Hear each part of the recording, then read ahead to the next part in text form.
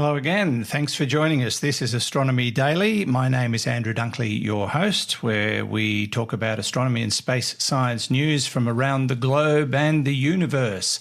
And joining me to keep us up to date with what's been going on is our AI sleuth reporter, Halley. Hi, Halley. How are you? Hello, Andrew. Hope you're well. Yeah, good. Let's not dilly-dally. Let's get straight to the headlines. What's dilly-dally? Well, you just did it, really, so...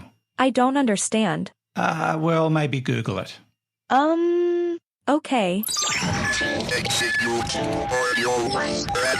The Astronomy Daily Podcast with Andrew Dunkley. Here's the news. NASA engineers have replaced leaky seals on the two fuel lines on the Artemis 1 moon rocket over the weekend, which will, hopefully, result in a successful fueling test to see if the repairs have worked. The repair work plugged a hydrogen fuel leak in an 8-inch line leading into the core stage of the SLS rocket. NASA will now run tests to see if the hydrogen leaks are indeed fixed, and that will allow NASA to perform a so-called kickstart bleed test on the SLS rocket's 4 main engines. The test is designed to chill the engines to a temperature of minus 420 degrees Fahrenheit or minus 251 degrees Celsius to enable them to take on the superchilled propellant. After 2 launch postponements, there's still no word on when the next launch attempt will be scheduled. Now to another glitch facing the Artemis mission. Capstone, otherwise known as the Cislunar Autonomous Positioning System Technology Operations and Navigation Experiment. Capstone is a CubeSat which has been deployed as part of the preliminary work for the Artemis 1 mission. Its role is to test the near-rectilinear halo orbit around the Moon and to test an autonomous positioning orbit system. Well, the satellite has gone into safe mode after a trajectory correction maneuver. Apparently, it encountered a problem late in the burn, according to NASA. NASA also said that they noticed unusual activity on the Deep Space Network, which Capstone was using, and the issues were similar to problems they had back in July when the spacecraft was deployed. The mission team has been able to connect with the craft and are working on a solution. Japan has always proven itself to be one of the most innovative countries in the world, no one would deny that, but things have changed recently, which might come as a surprise to many. Over the last 10 years or so, they haven't been keeping pace with other countries who are pumping out scientific papers and academic data at a much higher rate. The reason is said to be the decline in Japan's population, which simply means there are fewer professionals coming through, and that includes researchers and academics. Japan's output in areas of science and similar fields has dropped by more than 30% in the last decade, compared to the incredible growth in academic output by China. And, it's been speculated that if Jupiter's orbit changed, life on Earth might be better than it is now. I believe, Andrew, that you and Professor Fred have discussed the possibility that Earth isn't the best planet for life, and this might be an example of that claim. While Jupiter has been helpful in taking asteroid hits for us for millions of years, it could do better according to a new study. And now we're just speculating, but if Jupiter had a different orbit, it might have done a much better job. The study focused on how Earth's axis was affected over time by Jupiter's gravity and how that figured in our climate and weather. In short, the current situation puts us closer to the Sun, but had Jupiter's orbit had been somewhat different, Earth's temperature scales might have seen more land mass in the temperate range of the Sun and life here would be much better. But who's going to go out there and tell Jupiter, not me? And that's the news, Andrew. Thanks, Halley. You make a good point. Jupiter is the biggest kid in the schoolyard. We don't want to upset him or her, for that matter. All right, we'll get back to you later. Now to black holes, the subject of many inquiries from Space Nuts listeners on our other podcast with Professor Fred Watson.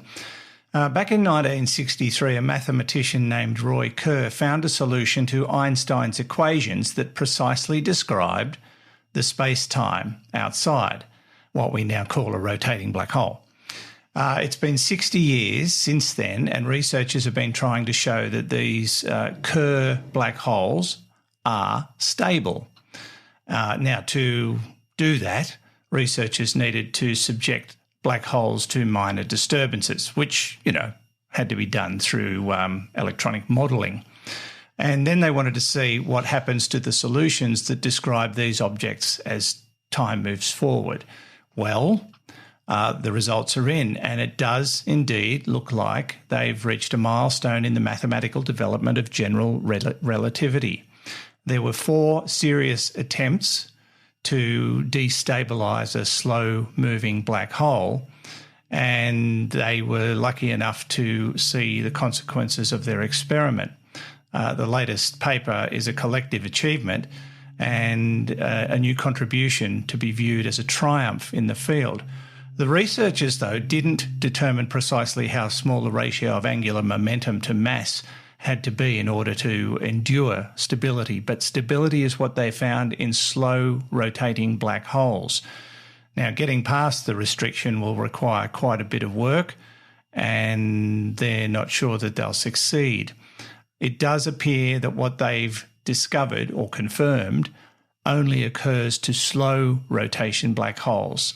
Anything more volatile probably won't maintain stability, but that in itself is speculation.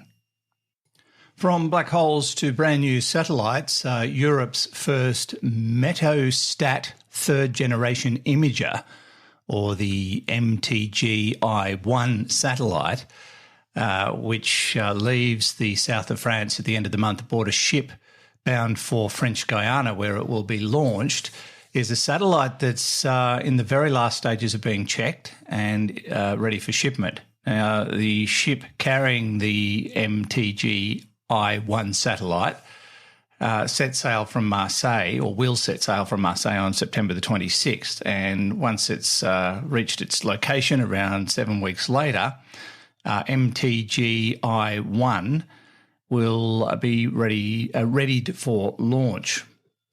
Now, this is a new generation weather satellite, and it will offer some really interesting and new concepts compared to the images provided by the current technology.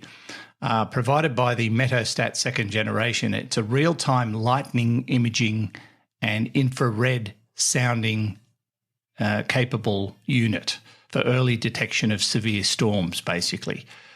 In full configuration, it's expected to produce at least 50 times more data than the current geostationary Metostat second-generation satellites, and it'll deliver the data much faster. And more to the point, the data will be much higher resolution than anything else available today. So pretty exciting for meteorologists. Have you ever seen a meteorologist get excited? Yay. That about sizes it up. The Astronomy Daily Podcast with Andrew Dunkley. Have you heard of Thwaites Glacier? This is a humongous glacier in Antarctica, and it's sometimes referred to as the Doomsday Glacier. Well, it's in the news at the moment because of climate change. Apparently, this glacier is retreating twice as fast as it was 3 decades ago and losing something like 50 billion tonnes of ice per year. Now, it gets its ominous nickname because of the implications of basically it turning into a liquid rather than being ice. And they're suggesting that it could raise global sea levels by, wait for this, 3 to 10 feet. Well, a new study from an international team of researchers has used underwater robots to map what the glacier has been up to, and it's revealed that at some point in the last 200 years, when the bump, as they call it, that was propping up the glacier retreated more than 2 to 3 times faster than it does now. As a consequence of that, there is definite concern that the Doomsday Glacier will very soon dump its entire load of ice into the ocean, just like you drop a bag of ice cubes into a bucket. And the consequences of that could be deeply significant. And I'm not playing around with the word deeply. 25 centimetre increase in the level of the water around the world is going to have massive implications in many parts of the several continents that are around the planet.